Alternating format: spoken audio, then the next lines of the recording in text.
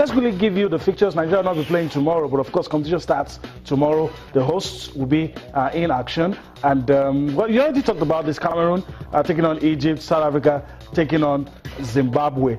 A lot of people will try to look at Zimbabwe and see if it's still the same team that was able to shock everybody and go all the way to the Olympics. Yeah, that's the team. And at the Olympics, they played against some very top nations, which I believe is good preparation for them. For the African Women Championship, the self-belief is there, the stage fright is gone, and that makes them very dangerous. I mean, what usually gives us the edge is that some of these countries, when they hear the name Nigeria, they are afraid. They're already losing the game before the game is played. But now that they've gone to the Olympics, played against the Germans, played against some of the top nations in the world, no stage frights, and that makes them very, very dangerous. So we see what Zimbabwe will offer in this competition. We've always known South Africa. We know what they've always done. They were also at the Olympics, high on confidence, and well prepared for this competition. We know Cameroon, the host, as well.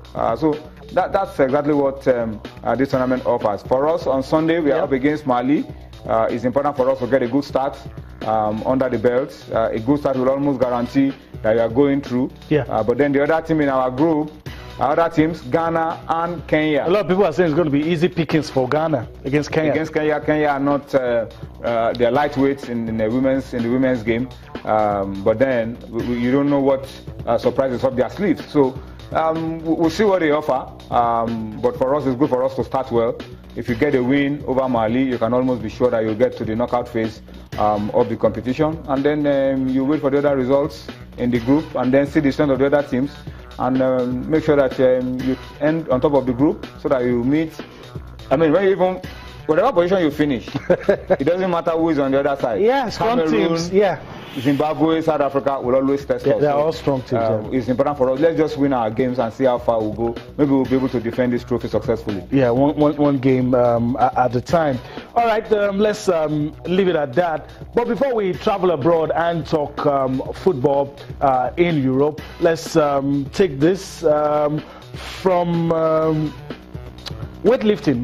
Mariam Usman has been elevated. Her performance at 2018 Beijing Olympics has been elevated to bronze. And you already know why. Issues of doping, someone getting disqualified. She finished outside medal range. Yes. But now, because somebody has been disqualified, she now moves up based on the IOC decision as the International Olympic Committee. They've stripped 10 athletes of medals. In that event?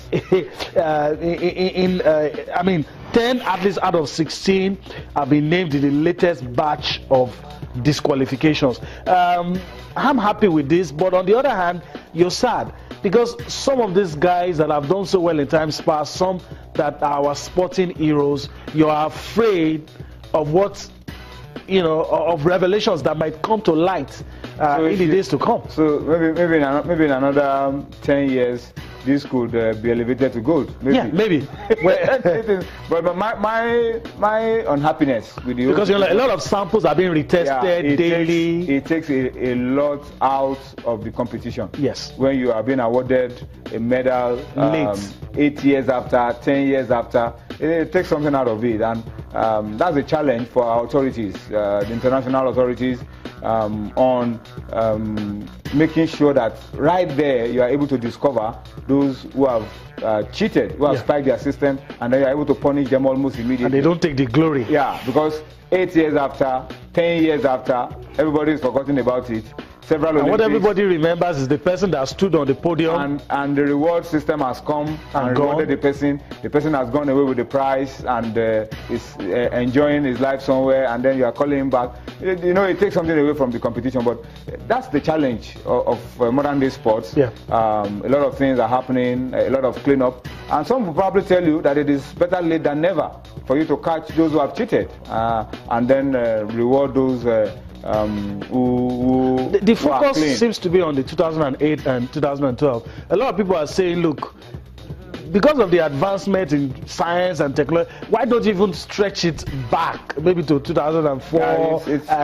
But now, but if you want to stretch back, the problem with stretching back is that you keep going back, and then you just go on history. Yeah, you can imagine a Miriam Usman, for example. Now, what she would have gotten as a reward for winning a medal in 2008 in Beijing is not going to happen anymore. Yeah, you know, it's not going to happen anymore. So you're just giving her a medal. Somebody asked me today, what about the reward that comes with it? Somebody asked me, what's she going to get? I said, who's going to reward her? No, who's going to reward her? Who's going to reward her? That's the question. So these are issues. Yeah, efforts to clean up the sports must be encouraged, but we need to do a lot more to ensure it doesn't happen in the first place. Yeah, to ensure that we are able to keep the athletes clean. Yeah, really clean, sanitize as much as possible. Make sure that those who are cheated, we are able to nab them on time before they take the prize, take the glory, and then years after we begin to reprimand them. I mean, it takes a lot away from the competition.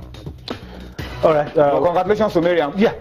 I mean, now we can refer to her as an Olympic medalist. Yeah. That's huge for Miriam Usman. Remember, she was also at the last Olympics. Didn't get anything, but she can now look back at Beijing and have something to show. And it's a lesson for our athletes: stay clean. Yeah. It may take a long time, but when you stay clean, the reward could come. I mean, stay clean. That's the message. All right, and she becomes the second Nigerian to win a weightlifting medal after Ruth Ogbefo. Yeah, a long time ago at the Olympics. Let's also talk about something that is heartwarming.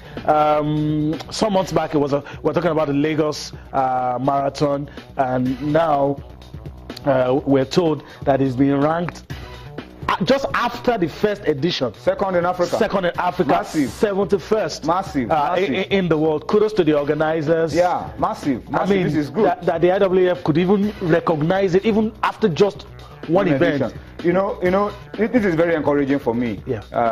We always call out our administrators as not sometimes being good enough or anything, but these are lessons for us to learn from what they've been doing to do, what they've been able to do, put together. Look at the Lagos City Marathon. First edition is already getting plaudits from international bodies, rated second in Africa and in the top 71 in the world. In the world. Then look at the Okokwe Road race as well. Yeah. That has been moving from bronze label to silver label and all of that. This is very good for us. And the culture of marathon is beginning to catch in Nigeria. We should begin to encourage all of these things and begin to develop the talents that will compete in them, so that these athletes will becomes an annual event that is on the global calendar, empowers the youth, and then brings glory and to Nigeria. I mean, and all of the other activities by the sites that employs people, that puts Nigeria on the map globally, and all of those things. I think it's good. We talked about our dominance fading away in the sprints, and that we should begin to go into things like this, like what Kenya is doing. So it's very encouraging. I hope that the second edition will be better. If the first edition is making us second best in Africa, the challenge is for us to become number one in Africa. Yeah. And then begin to move up and make it one of the best city marathons that you'll find in the world. Yeah. If we can have achieved this after just one event, who knows what we'll be talking about after the second or third event.